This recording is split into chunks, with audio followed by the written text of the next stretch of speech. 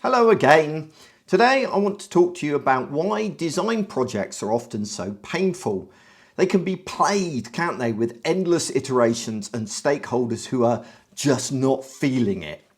It can prove such a reoccurring topic in the work that I do with various teams that I've decided to run a workshop on it called Running Successful Design Projects. Not the most imaginative title, I will give you.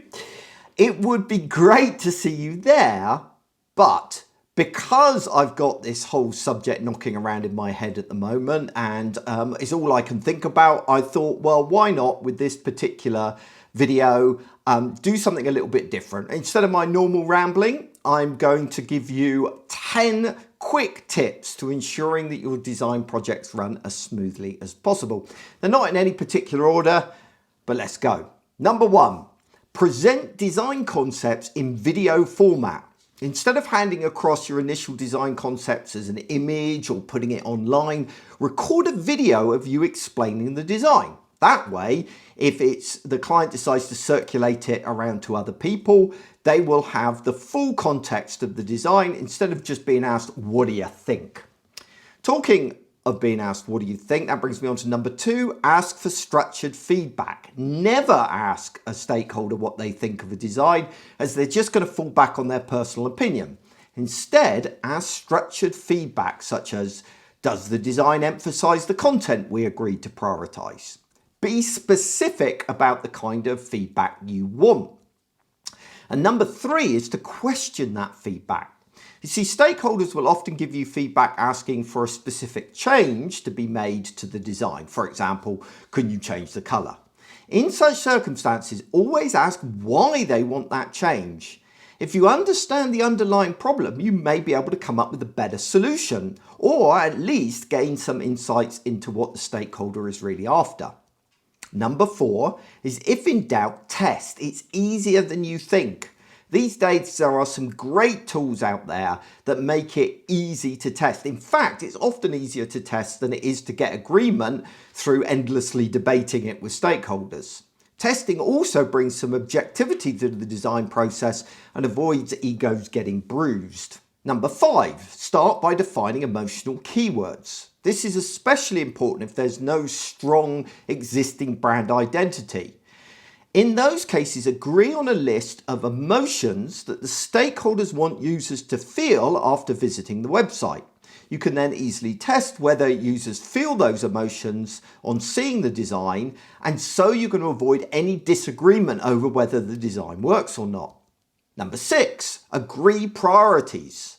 Start any design project by establishing some priorities around your audience, your calls to action, and your objectives.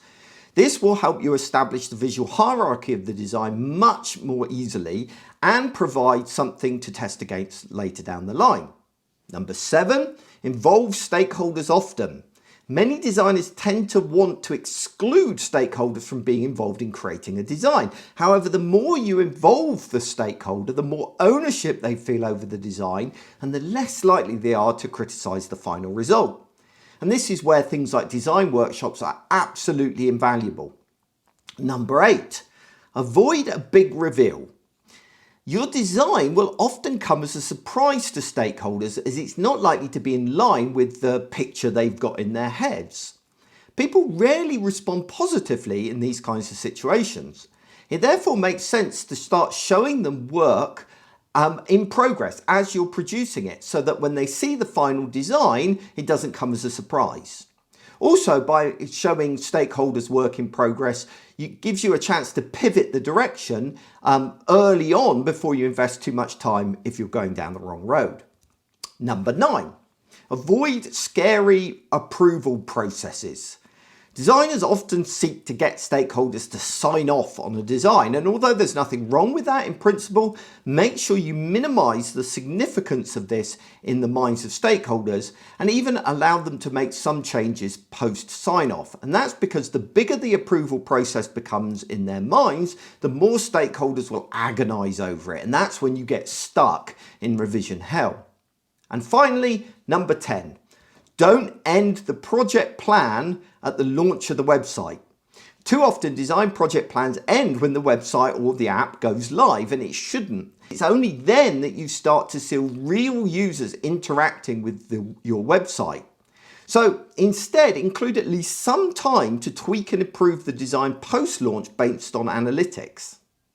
To be honest, I could go on and on about this subject. After over 25 years of running web design projects, I've become very opinionated on this subject. Obviously, in the workshop, we're going to cover all of this in a lot more depth, and we're going to cover a lot more ground, and we're going to get into the practicalities of all the suggestions that I've made today. However, if you start with even one or two of the above, you will find your projects start to run more smoothly.